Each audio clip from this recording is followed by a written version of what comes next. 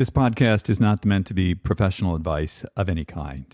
It is meant to be informative and entertaining. If you make any changes to your life, see the appropriate professional before you do so.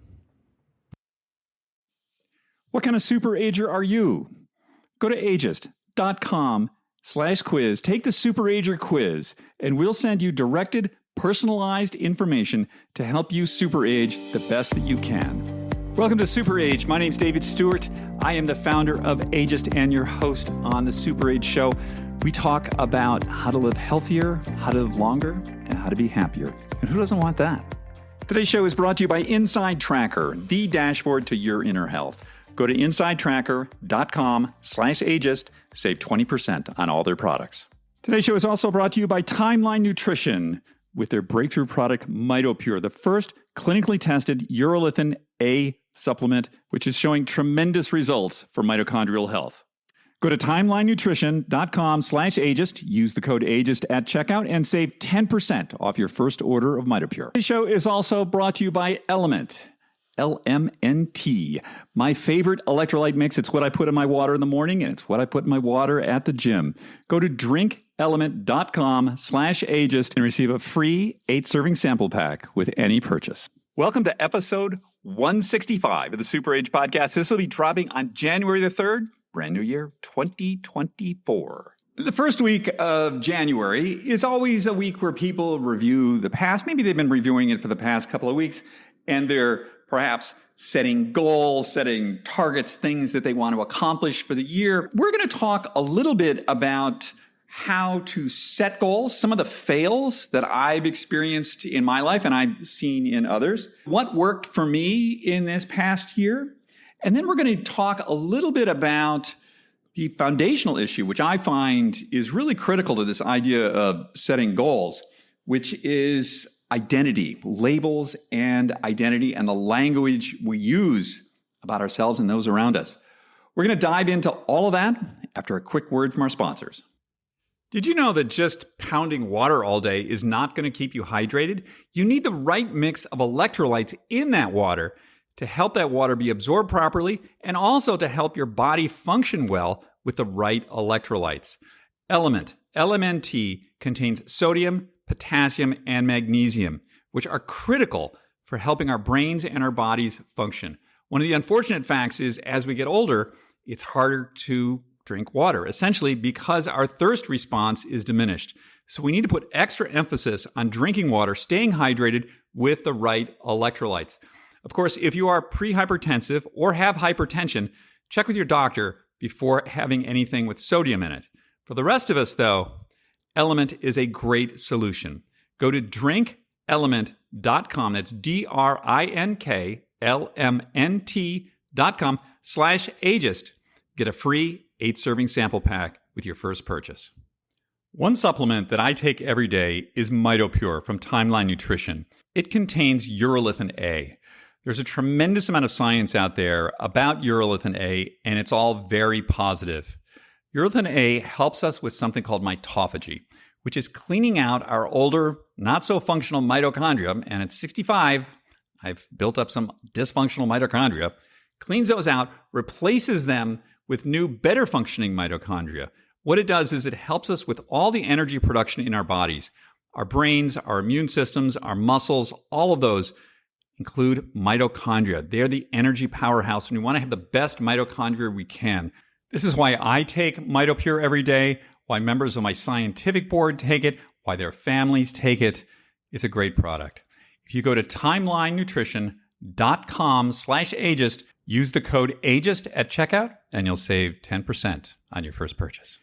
When people think about goals for the new year, they often initially think about things like diets and exercise, fitness, these sort of things. What I have seen, I've seen this multiple times. I have engaged in this myself, and I can tell you it does not work. So fail number one, extreme diets. That may mean you just read something about the ketogenic diet and you're going to eat, only bacon or something for the next however many weeks. This is not a good idea. What we want to do here is, especially with what are we eating, our nutrition, our fitness, We're looking to establish habits that we can keep for a long period of time. Extreme diets are not a habit. They're sort of a short-term occasion and just a recipe for a fail. What we want to do is slightly modify what we're doing so that we can achieve it, so we can pat ourselves in the back and say, great job. Reevaluate in 3 months. That's 90 days. And when you're thinking about a diet, it can be something as easy as I want to drink 100 ounces of water a day. Now, this is something that I have trouble with, and I think most people have trouble remembering to drink enough water. Seems like a fairly achievable thing. You don't have to eliminate anything from your diet. And if you can do this for 90 days, what you've done is you've established a habit where you're paying attention to what you're putting into your body. It's just water, but it's easily achievable. And that's what we want to do here. Again, habit. The second thing that I see that's a huge fail is these generalized exercise plan. What I mean by that is I'll say to myself, well, it's the new year. I want to get fit. Or a little more targeted, I want to lose weight. Either one of those. Like, what does that actually mean? I want to get fit. I have no idea.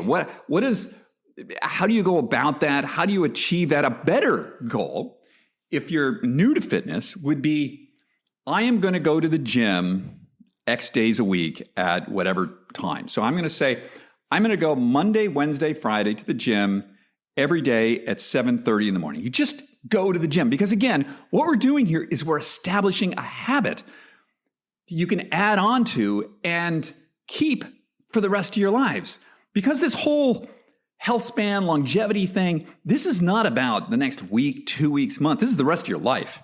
So we want to think about what are the habits that we can actually keep to. If you're somebody who's sort of new to exercise and movement, you want to just do something that locks in the habit of doing something. And that could be, you say to yourself, every night after dinner, I'm going to wait a half hour and then I'm going to go out and I'm going to go for a 45-minute walk.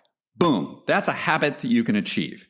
That's, it's something that we can do. There are numbers we can put up on the board and say, all right, for the last 90 days, I did this. And then you can add on to that because now you've established a habit of fitness. If you're someone for myself, I've been exercising more or less regularly since I was about 50. I'm 65 now. So for someone who's more used to a more active lifestyle, you can put in some kind of a metric. Like, I want to be able to do 5 dead hang pull-ups within whatever the time period is. I think 3 months is a really great time period. It's 90 days. You can make a real impact on your body in that amount of time. So you say to yourself, I want to do 5 dead hang pull-ups in 90 days. What do I need to do that? So this is an achievable target. And it's measurable, which is really key about this. It's something that we can measure. All right, so those are the 2 sort of big areas where I see people doing things, and I have done myself. Oh my God, I can't tell you all the sort of like extreme fails I've had in this area. But now what I've learned is it's small little bits, things that I can do every day, and I establish a habit that I can keep with me for a long period of time. That's ultimately the goal here. One of the things that I think is really important when thinking about fitness, nutrition, these kind of things, you want to include the thought that this is self-compassion. Fitness is self-compassion. It's taking care of yourself. We've had a number of people on this podcast who've said essentially the same thing. And people are going to have some argument with this because I've had some blowback on this. Basically, you get to pick your hard. And carving out time to do these things is hard. You have to commit, resources. Your time is a valuable resource. You have to carve that out. But I can tell you from experience, I don't know how many of you know this. When I was I think I was 49, I had a very successful career as a photographer. I was traveling between New York and Europe and Los Angeles and Tokyo.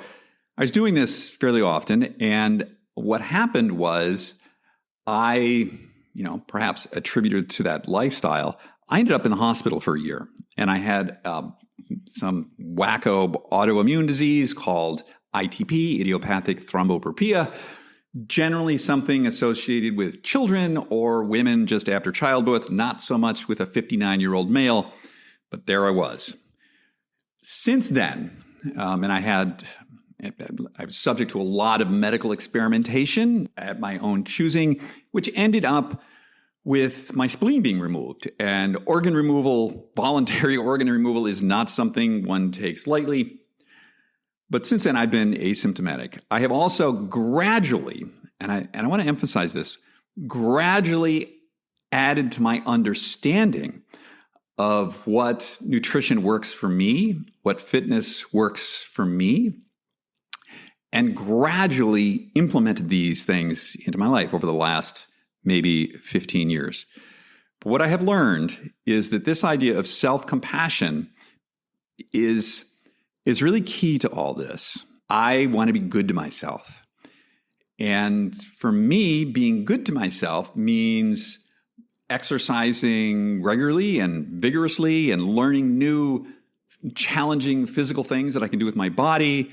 It also means really understanding what kind of nutrition works for me. It may not work for anyone else, but at the moment, it's my understanding of what's working well for me. These are forms of self-compassion. And as we're thinking about these habits, this is not about some kind of self-flagellation, hair shirt sort of thing. This is about us being good to ourselves. And as I think towards other goals, and there's certain goals that I've established for ageist, some of these goals I didn't meet last year. I'm reestablishing those goals for this year and reevaluating what worked, what didn't work, and some new things that we want to move into.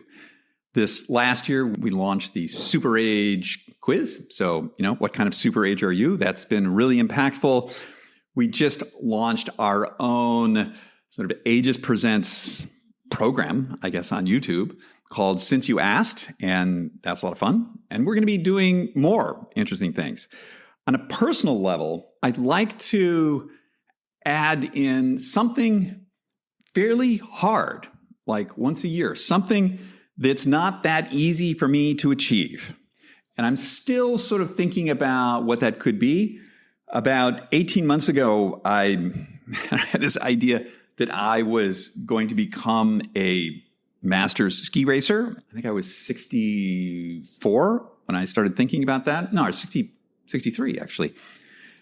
And this year I'm actually, I'm going to be competing. My first race is in a couple of weeks. I'm very excited about that. I'm going to be doing that throughout the season, and we'll see where that goes, like how this actually works out. I've been training with other people in my program. We've been running gates and timing and stuff, but that's quite a different thing than actually competing out there with other people from the rest of the world. But for this next new year, I may add to that goal, but I may pick something entirely different. And I'm sort of pondering that at the moment, what that would be. I also like to pack in, every 2 or 3 months, something that I think is somewhat difficult to create those memories. What's the idea behind doing these things that are like, hard? And, my hards often go around something physical, but it doesn't have to be that. It can be something like, it's very hard for me to establish a relationship with my in-laws, something like that. That could be your goal for the year. Something that's really hard and difficult for you. And it's helpful if it creates some kind of a memory. And that's one of the things I like about these things, that as the years go on and on, it's nice to remember back, last year, geez, I did that thing. Wasn't that amazing? I did that. I wonder what other kind of interesting, difficult thing I can do. It makes a memory, and it also reminds me that at whatever age I'm at, I can do something new. I can learn something new. I could learn a foreign language. I'm thinking about going to Japan later in the fall. And maybe part of that is I want to be able to say maybe half a dozen sentences in Japanese. I want to be able to read certain Japanese characters. I have zero background in Japanese. So that will actually be kind of difficult. I'm thinking about going to Copenhagen in June, and I would like to explore the whole sauna cold plunge culture there. It's a thing. And people there, they swim in the harbor in Copenhagen year round. I would like to do that. I think that could be, really interesting and difficult. I would also like to, sometime this winter, there's various parks around where are places in Park City that are dark sky parks. And park there, spend the night during the winter in my sleeping bag in a dark sky area, because the winter, the sky is just unbelievable, and be able to see that. But that involves, a certain amount of uncomfortability, being outside in a sleeping bag and it's going to be cold. Okay, but I want to see if I can do that. That's sort of how I look at these things. What are things that might be a little outside of my comfort zone, but are achievable? Notice I don't put on my list, go to the moon or something that's unachievable. I try to pick things that are outside my normal comfort zone, outside of my normal day-to-day, but that I can still do.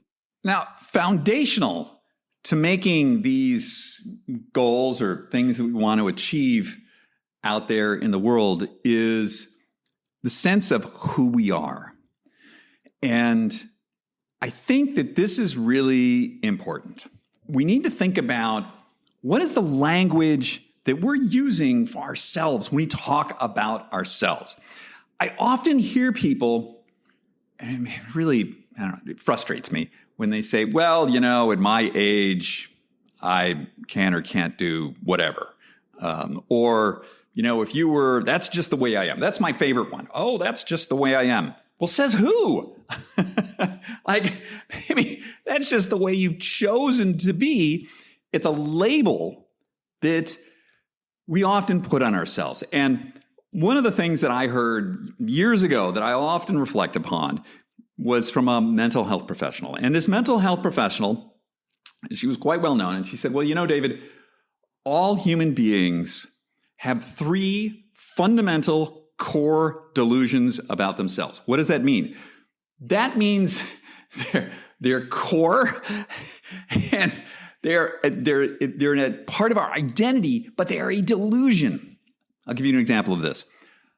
Back, maybe 10 or 15 years ago, my wife started telling me, you would be great as a storyteller. You'd be great at interviewing people. You'd be great, helping other people understand things because you're really good at explaining.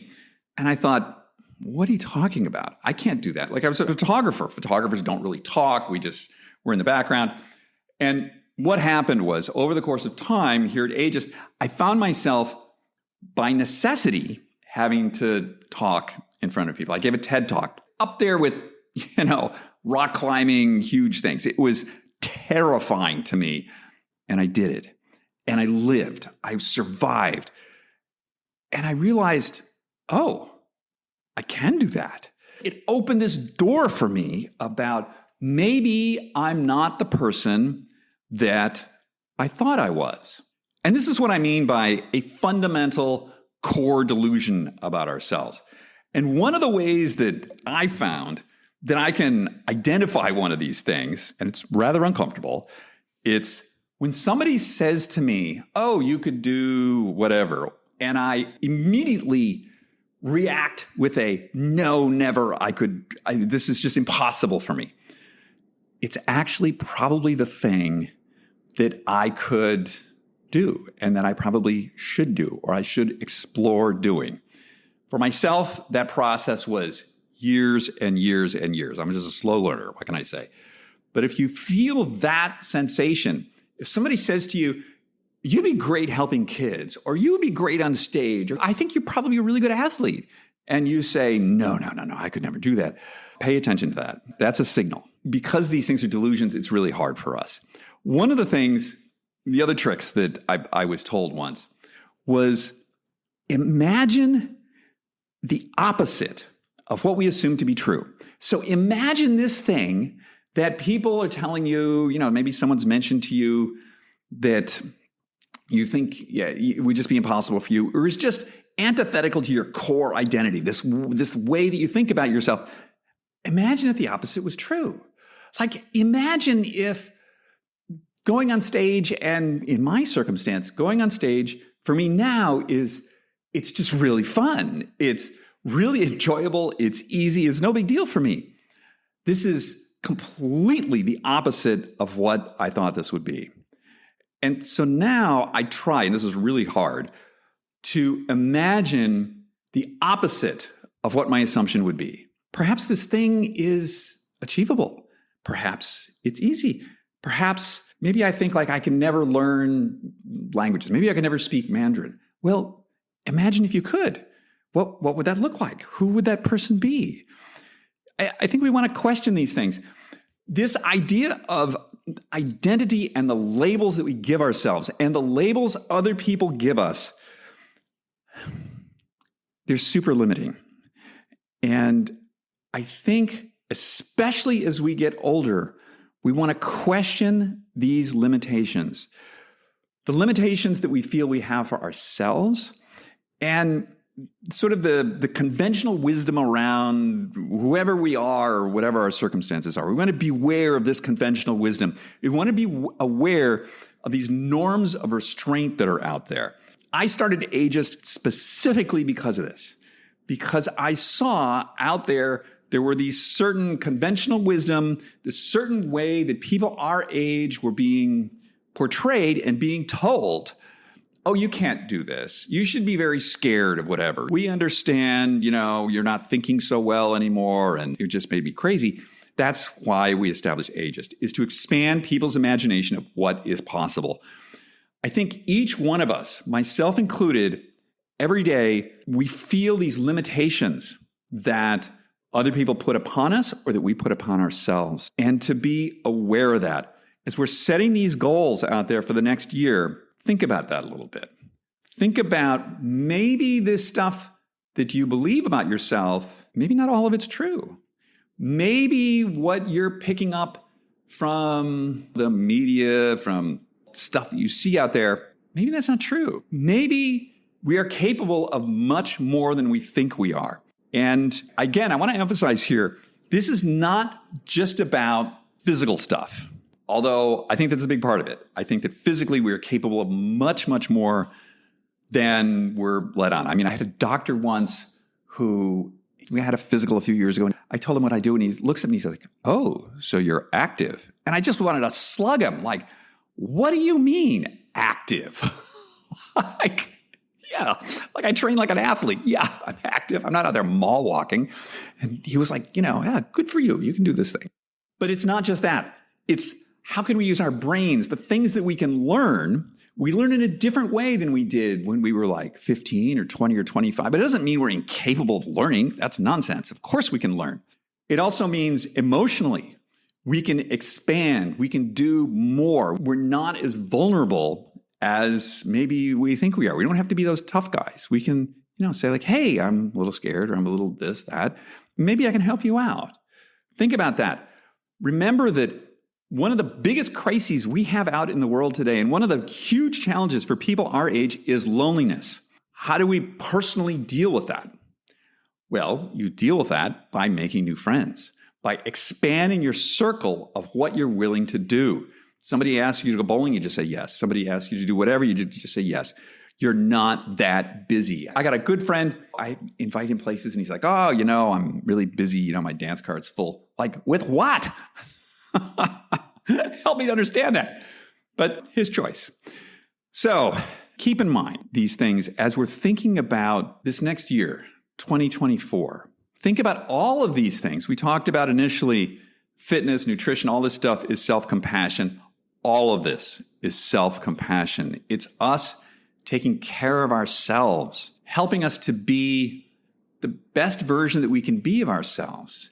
And these new goals, it may be you've always wanted a garden and you hadn't really known how to do that. You didn't have the time or the energy, and maybe you just really wanted to grow your own tomatoes. Okay, awesome. But that requires a commitment.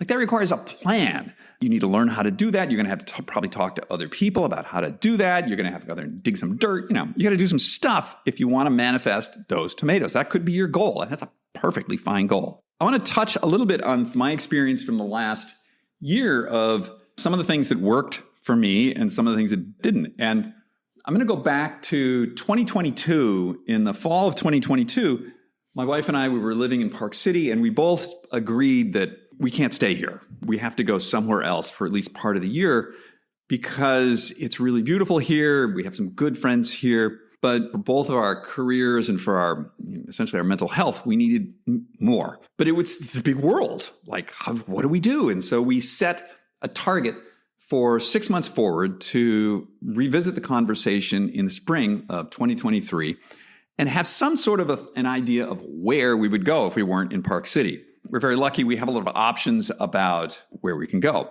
Her work allows that, and so does mine. We sort of went back and forth like, well, should it be London? Should it be New York? Should it be Los Angeles? Should it be maybe a smaller town somewhere? Should it be Florida? And we thought about these things, and we ended up with, we wanted to go back to New York. We've both lived in New York for a long time. I've lived in other big cities most of my life, and we decided New York. Okay, great. I mean, New York is it's a big place. There's a lot of different ways you can live here, a lot of different places.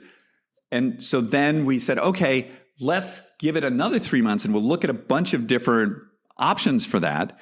And then we can make a plan from there. And we did. And we narrowed it down to one building, the building we're in now. It's a big building.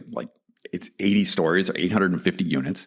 And then we spent especially my wife, spent the next couple of months narrowing it down to which units. And then we identified a unit. We were going to move here in September of 2023, but I had to have surgery on my knee, so I got delayed. And we moved here, I think it was about 3 weeks ago. But that required, that was a series of goals and sort of a series of planning exercises to make this happen. It wasn't something we could just jump right into. And it was a fairly hard thing. And there's some financial arrangements that had to be made to allow this to happen. But that worked out really well. One of the things that did not work out too well for me was I really wanted to get up earlier in the day to get to the gym earlier in the morning. And I thought to myself, okay, if I get up at 5:30, I can eat a little bit, I can meditate, I can be at the gym, 6:30 or 7 or so and exercise till 8, and then I've got the rest of the day. I tried that. That didn't work for me. Getting up at 5:30 in the morning, I'm not that person. My ideal time to wake up at this point in my life is around 7 every day. So I just sort of harmonized my workout schedule and my day around that's just the time that I get up, and I go bed pretty much the same time every night. And that worked out for me. So I tried this goal. I tried to be one of those people that get up in the dark and do all this stuff and out the door. I can only do it for maybe 2 weeks. And it just didn't work out. That wasn't something that harmonized with the way I am. I also tried tracking my time. So there are various apps out there, and there are various sort of productivity folks out there that are like, okay, you got to track your time, and you do it in 10-minute or 20-minute or whatever hour-long segments, and there are programs. So I tried that. What I did was I said, okay, these are the 5 things I want to accomplish today. And these are the blocks of time. And it made me bananas, just sort of out of my mind. It's oh my God, I got a 45-minute block here and I got 3 minutes left and I haven't finished the thing. Oh my God, I got to do this thing. I just was like a squirrel on a treadmill. So that didn't work for me. That was a failed goal. I think that works for other people. Great. Didn't work that well for me. I tend to like things a little more flexible, a little more fluid, and just do one thing that I want to accomplish that day. On top of the emails and the Slacks and the phone calls and all of that, I try and get this other one thing done. And that seems to work out well for me. Today's show is also brought to you by Inside Tracker, the dashboard to your inner health. I've been using Inside Tracker for over 3 years now. I've been able to reduce my inner age from my chronological age of 65 to an inner age now of 56. I did this gradually over time, following their recommendations. Because not only with Inside Tracker do I have a dashboard to my inner health, knowing what's going on inside me, I also have a roadmap on how to improve that. Their food first, supplement second recommendations have helped me tremendously. I recommend everyone get a dashboard to their inner health. Go to insidetracker.com/ageist. Save 20% on all their products. With all you guys out there, we're a village now. There's a considerable amount of people that are listening to this podcast and are part of the ageist and the super age community. I would love to hear from you. We've been putting quotes in the newsletter every week of things that people send in to us. We've been putting things out on our Instagram channel with issues that you guys have or comments that you have. I think this idea of goals and labels and limitations and how we feel about ourselves, it's a big deal. And I would love to hear from you. What we've been talking about is like my experience. I would love to hear what your experience are.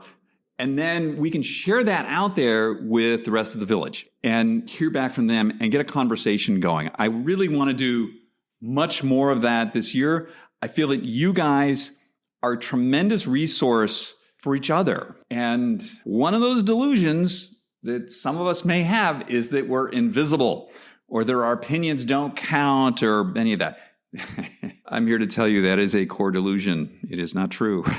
Your thoughts and opinions do count. Your struggles count. Your challenges count.